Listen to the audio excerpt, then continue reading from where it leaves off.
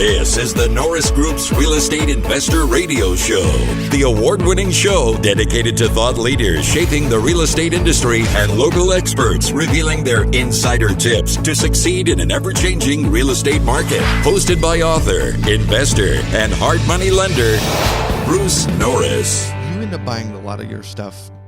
Now, have you stayed consistent? Have you moved from foreclosures and short sale buying to more of marketing directly to people? So I was never the trustee sale guy. I did a couple, but that was never my deal. Okay. I was always direct to sellers. Obviously, when the market tanked, I had done a bunch of REOs. I was buying the REOs like who wasn't? I mean, right. It was easy pickings. So I'd done a bunch of that. But consistently, I've dealt with the landlord. It's never going to go away. Well, I mean, it may eventually go away the way that California, the way the government's going. Other states too. Like I was watching this interview with these staffers for one of these guys running for president. He was just like, he's talking about like landlords should be murdered. I mean, it was brutal. This it was an undercover interview, and I was like, man, what is like the mentality of that is crazy. You are correct. Half the people that we're taking to Florida, it has nothing to do with they're worried about a downturn. It's politics. They're just like, we're at the end of our physical asset career. Yeah. I don't want to have to worry about rehabs, and I don't want to have to worry about politics. And they themselves are moving out of the state. It seems to be a trend where, so Oakland, I think it's Oakland passed the, essentially they've made felons a protected class. And I get that. If you put somebody in prison and they serve their time and they're released, they deserve a second chance. I get that. Right. But not allowing people to do background checks. Like, okay, you're a felon and you deserve to have a home. You deserve a job. You shouldn't be marginalized because you did this, maybe it was a mistake. I don't know. I mean, things like happen. People make bad decisions. But I also don't want the guy who was put in prison for murdering his landlord, right? I mean, I don't want that guy as my tenant. Right. So maybe he could go live with mom. But if you were like, smuggling weed or something, I could be okay with that if you're a felon for that, whatever that is. Or did you hear about the Sacramento thing? What they're finding landlords for? No. If your tenant is caught with over 6 plants, they can fine you $500 per plant. And there's a real estate investor in Sacramento with over $100,000 in fines. So here's something that I want to put out to everybody listening. A friend of mine just bought a house recently, a very nice house. He fixed it all up. It needed quite a bit of work. He got it all rehabbed. He rented it, and it was in a couple from another state. And I think I'm not going to bring up ethnicity, but I think ethnicity is important in this situation because it happens a lot. And when I talk about ethnicity as a marketer, it's from demographics, right? It's not racism, it's demographics. I'm always looking at things from a demographic perspective. But this particular couple that leased the house from him, they turned it into a grow. And there's thousands of plants in that house. Oh, no. Yeah, and it's a very expensive house. What people don't know is that how you get caught is a lot of cities own their own utility or have close connections. So you have the utility department sort of hand to code enforcement because they're looking to plug budget gaps. A lot of people don't understand over the last 2 years, CalPERS came back to the cities and be like, so the last 2 years hasn't gone so well. We promised 7%. It's been way lower than that. Here's your extra unfunded liability for CalPERS, and it's to the tune of millions. Wow. So they're going to be looking for revenue sources. So that's my concern for investors, and I think everybody's watching cities like Sacramento to find creative ways. So the state just shut down because of the ADU law. You're building something under $750,000. A city can't charge you impact fees. So there goes that stream of revenue. So where are they going to go to next? So a lot of what we did this last weekend, almost half the day was spent on politics, just the opportunity. It's the new black swan. Yes. Right. And that's exactly why we called it turmoil, and where there was opportunity. And what's interesting is a lot of the opportunity is digging in really local because Wall Street won't. They don't have the time. They're very transaction focused to where what you're talking about, if you're working with property managers, what a different conversation than even a homeowner. So you market to absent, well, I guess. Well, I do a lot of other niche things where I find leads, but generally the bulk of my business has come from, for the past 15 years, mailing inexpensive. I mean, the cheapest postcard I can get. because it's not, well, I've tested everything. There's know no media that I haven't tested except maybe TV, but I've definitely done a lot of radio. I've done all that stuff. So I know what works and what doesn't work. And billboards, I would say by far, well, radio's the worst. That's absolutely the worst. I would agree. Billboards would probably be second. However, when you have somebody like Homevestors who's able to buy a ton of market share for a little money, I mean, because they're leveraging, so then it makes sense. But for the average investor to go out and get a billboard, it's pointless. It doesn't make any sense at all. I loved watching Open Door roll out. Somebody that we know up in Sacramento said that they had interviewed a former employee who said that they were spending over $200,000 a month on direct mail and digital ads, and it doesn't surprise me. I mean, I know you've probably gotten their mailers. They're stunning. Oh yeah. Oh, they're beautiful. They were all over Instagram. And they've all disappeared. Oh yeah. I think they learned that they also did not convert. Well, I don't think so. My new logo. So I started a new. I call it kind of like a branded version of what I've already been doing. I'm still kind of putting in that small town feel and saying locally owned, a veteran, which I've never utilized that before, but I'm like veteran owned. Why not? Yeah, why not, right? And I'm getting a lot of response from that. And people are like, oh, well, I'm only calling you because you said you were a vet, right? So I should put a picture of me with like my 60 cal machine gun on on my website when I was all jacked up. Oh and my stuff. gosh! So, well, to your point, the demographics, that's perfect. So it's call for offer is my new brand, right? And the C, I wanted it to be a telephone with a cord. And so this millennial calls me up and he's laughing at me. He's like, "What is that? A charger?" And I was just like, "You don't know your demographics, buddy." Because people under 35 don't own real estate. Like you guys are all living in your high-end luxury apartments, so you don't understand it, and that's okay because I'm not trying to buy the house you don't own, right? I want your mom's house because she's giving it to you, right? I don't have a rotary phone on my So, that's funny. So it's about like down to those kind of fine details. I like to test and to play with my marketing and. That to me is the entertainment in this business. Like I like that marketing. These little testing things. I dig that. Like I really love like to direct mail. It's more expensive. I've tested a lot of things over the years. I don't send enough to test enough. I send probably 2 mailers every year specifically because I have 3 very different funnels. So I look at the people looking to get in the business. Hopefully we're helping them get to the point where they're borrowing money from us. And then the other category is the passive. And now with the stuff with the 1031 exchanges we're doing, it's this sort of new 4th funnel, but it's just so different. And how do you feed and direct people down a funnel as quickly and efficiently as possible? So you said radio. I agree. Radio has been terrible for us. Magazines been terrible because converting to the online, if you're really into brand awareness, but I'm a PR guy. I'd rather try to get story placement in very specific media where I don't have to pay, or I'm creating content in Forbes or Bigger Pockets. I love looking at that stuff too. So you said mailers you've really liked. Is there any other platform that you enjoy? Social media, and I'm not going to say which one, but I've just been slaying it on social media. And I'm not buying from sellers. They're not on social media. No. I'm buying from these young gun wholesalers that are out there buying stuff. Yeah, I think we're going to do 11 flips this month. Half of them probably came from wholesalers who just they went out and did a I'm so glad you brought this up. untargeted campaign because they don't know what they're doing, like a text blast or whatever. They learned something from the new seminar. The FCT hasn't shut them down. FTC hasn't shut them down yet. This is scary stuff, It right? is. Yeah, and I don't think they understand it. I mean, the majority of them are going to get away with it, but the one who gets burned, he's going to get burned hard. Hard. Yeah. It looks like they're about to shut it down because they're going after the telecom industry. Yeah. So, like, if you participate in this, yikes. Well, already now my phone, Verizon, has a thing where it says, like, I would get telemarketer calls all day long. My assistant in my office would be like, you got to stop talking to these people like that. I would be like just verbally assaulting these people because it was just relentless, right? It is. And I would be making up all kinds of weird stories and stuff, messing with them.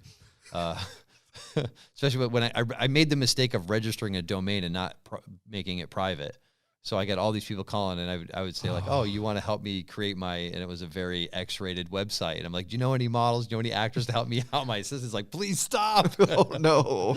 Right? HR nightmare. I just like messing with people, right? So if you know me, you know that, like, comedy entertainment is always that's number one. Like, I like to laugh and I like to make people laugh. And people are like, I was like, look, if you read a post that I'm writing on social media, know that I'm writing it smiling and laughing or giggling. I'm never out to be mean to anybody. I just like to tell jokes, right? Sometimes you hit some sensitive people, and I don't mean it's to be all right. mean. It's hard to read tone on Right, social media right. sometimes. It's hard to get, exactly. But that's also part of the game. I think people want to see personality, and I struggle with that, like especially in such a political environment. It's something that we struggled with creating this report, is to be able to talk about politics without going there. I think people need to make the decision. If you're going to do stuff like that, people will be gravitating towards you because you will be that voice and an honest voice. And then, well, I'm speaking in Oakland this weekend, and the guy's like, I need you at my event. He's been begging me. I went to the first one, and he's like, you killed it. But I'm on the stage, I'm just telling jokes, making people laugh, and making fun of myself, and making fun of I love my tenants, but I'm making fun of my tenants. I throw them under the bus too, right? Because everybody's fair game. He has got he should trademark that. You can't pay for this kind of entertainment. I mean, it's so much fun, right? Dealing with tenants is such a blast. Well, I think it's important because when everybody shows up and has such a different background and they have such a different personality, and it's important for people to see themselves and be inspired by people that they relate to. You know, I took a very different path in this career, very different from several of the other investors, and it's cool that a whole new generation of us are showing up, showing that I got invited to speak at TEDx from somebody awesome. that was in the audience in the Inland Empire Club who just liked my story of how I even ended up in this business, and they thought it was inspiring, and they specifically want me to talk to a bunch of college students. I'm like, okay. So you never know who you're going to inspire. As long as it's Harvard or MIT, so I can brand that and use that for the rest of my life for credibility. UCLA.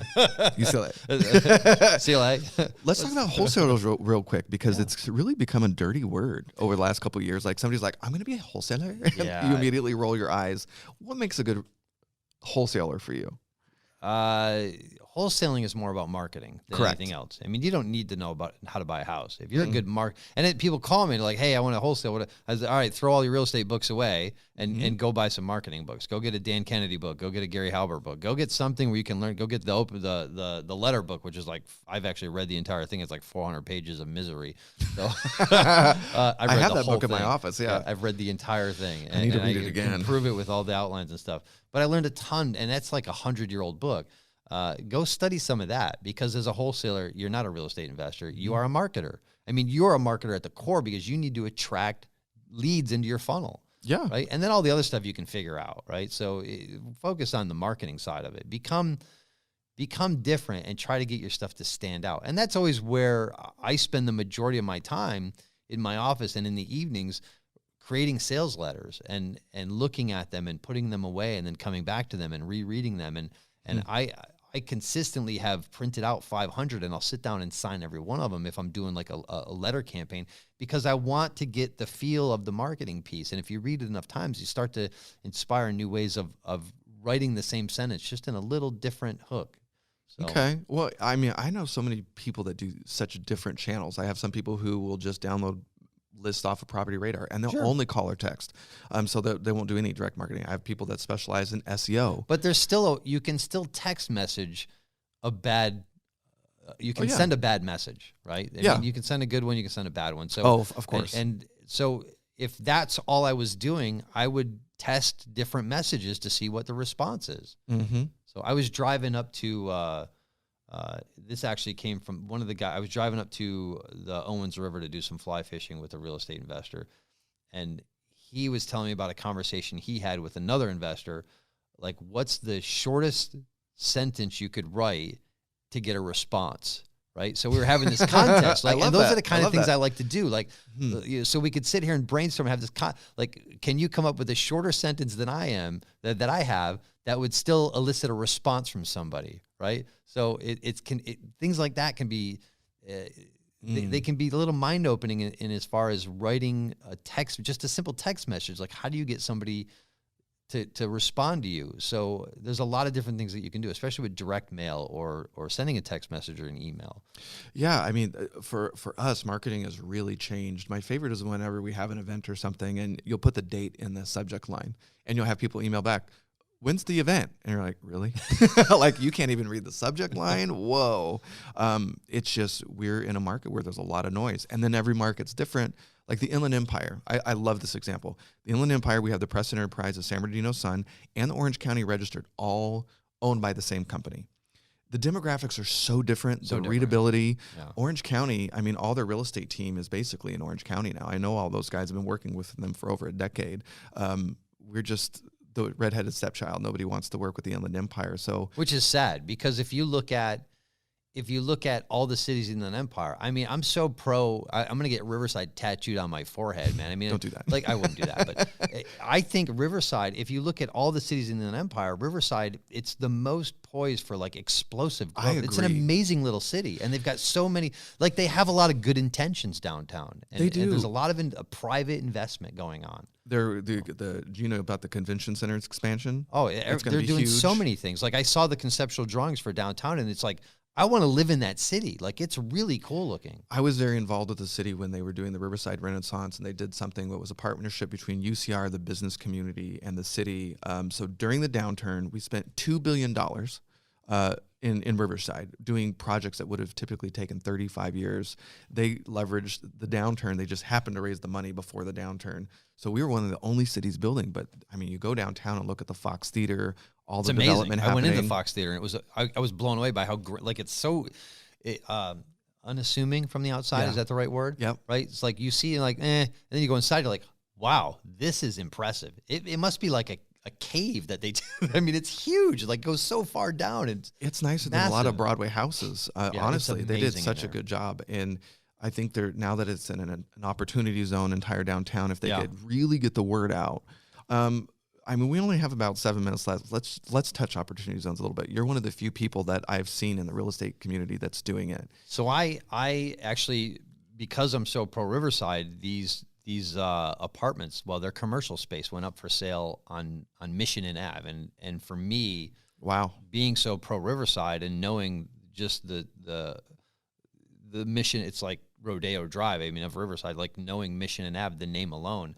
I stepped up and snapped these up. So I'm in escrow now to buy them, and it was originally built as 4 duplexes, so there's 8 units. And at some point in the 50s, when I don't know exactly the history of Riverside, but I know at some point Riverside has a very seedy past. Like, the downtown area went like Clark's was a dirty movie house. Oh, the Pussycat Theater was where the Fox is. So I mean, downtown. There was some very, to walk in the Mission Inn and you're so amazed, and to think that this thing was boarded up at one time. Yeah, it was almost torn down. Slated for demo. Yeah. So knowing that Riverside is turning the course, it's amazing downtown, and it's only going to get more amazing with the Cheech going in and the new library being built. Yep. It's really amazing down there. So I bought the property right across from the library. While I'm in escrow, I will buy it once. The new one that's being built? Yeah, right across the street. Oh, wow. So it's these 4 Spanish-style apartment buildings. I know exactly which ones you're talking about. Yeah, the garden ones, right? Yeah, they're going to be mine. So that's an opportunity zone. Yep. Yeah, so when I discovered this was for sale, I had a vacant rental. I was like, we're selling that thing. I got 6 figures in equity in there. We're getting rid of that. I'm going to 1031. So it's you got to create this fund, and the fund has to buy it. So there's a few more nuances that I have to figure out, but I got those John Heyer, who's he's out of Puerto Rico. He's an amazing tax guy. He sent me a 2-hour webinar, and I think you can get it free if you hit him up on Facebook. He'll send it to you. I can forward you the link if you want. Okay.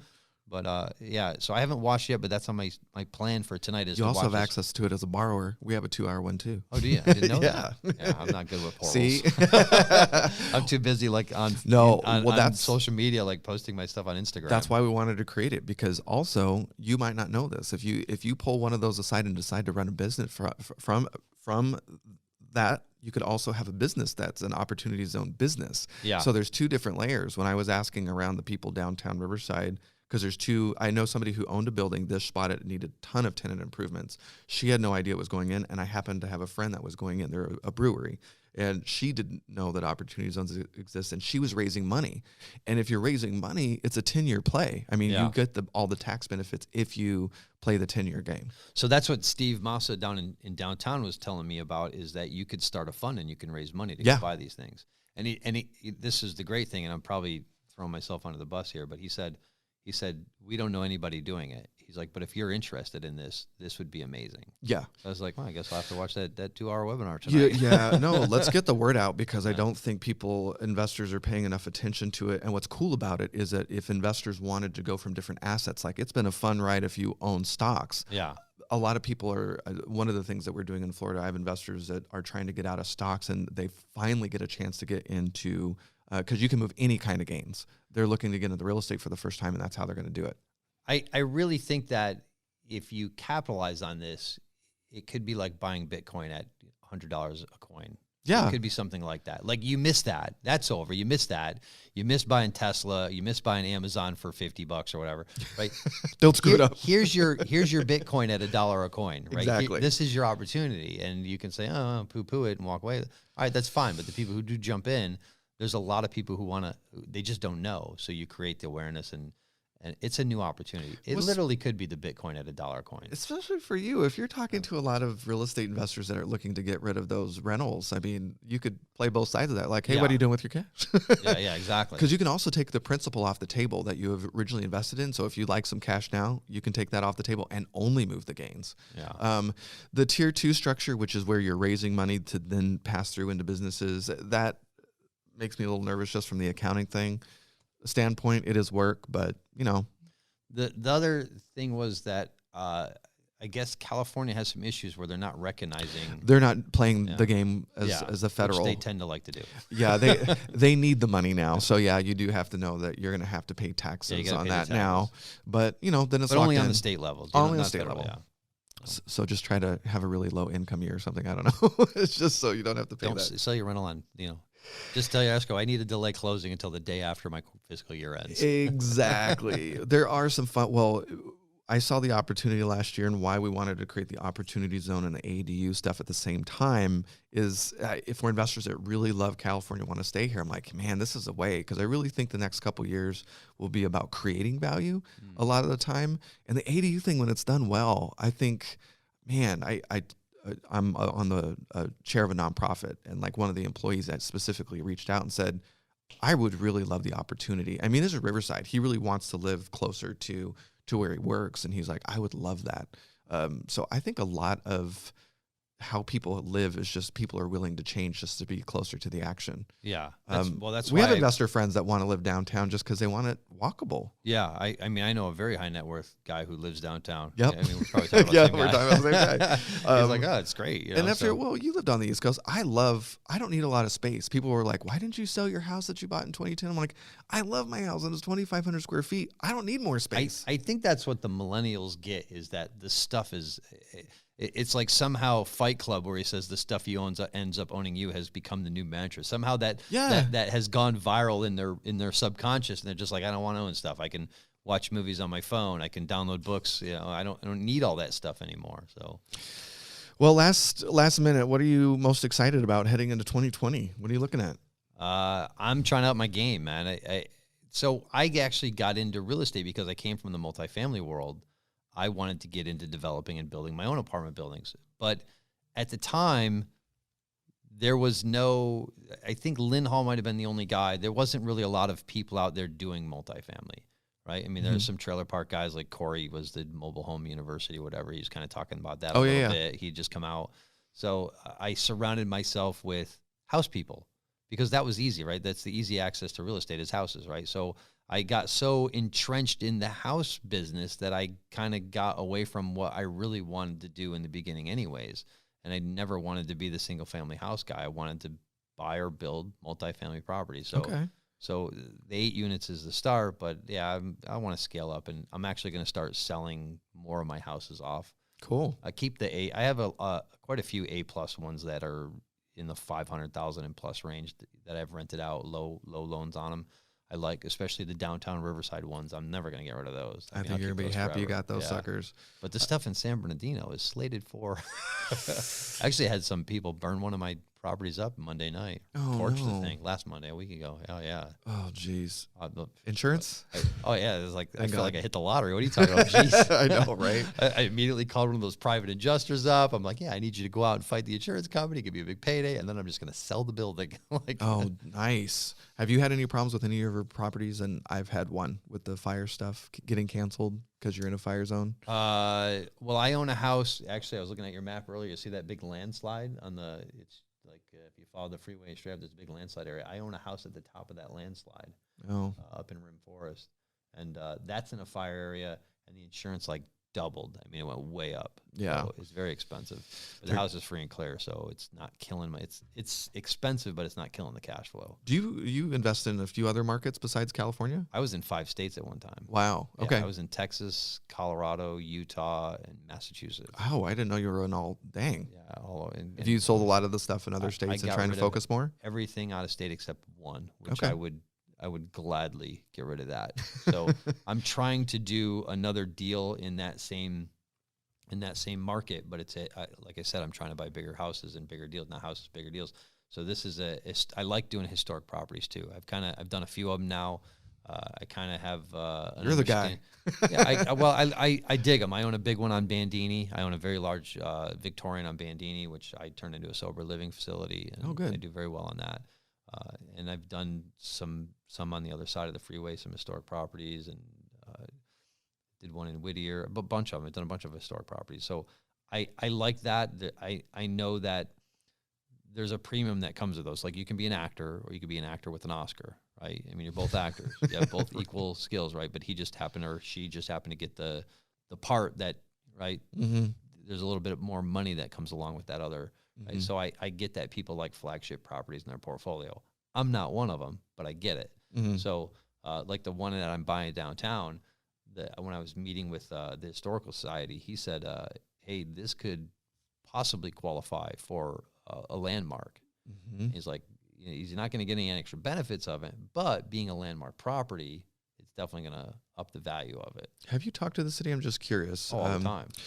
Have you talked to them about the ADU law that allows you to expand up to 25% more units in commercial? I haven't, because I'm not really the ADU guy. Like I get it, but the houses that I own that I want to keep, the idea of putting an ADU in the backyard is just like, I don't know. No, I know, yeah. it's But the not- commercial, if you could reconfigure some of them to create smaller little micro units Yeah. or something.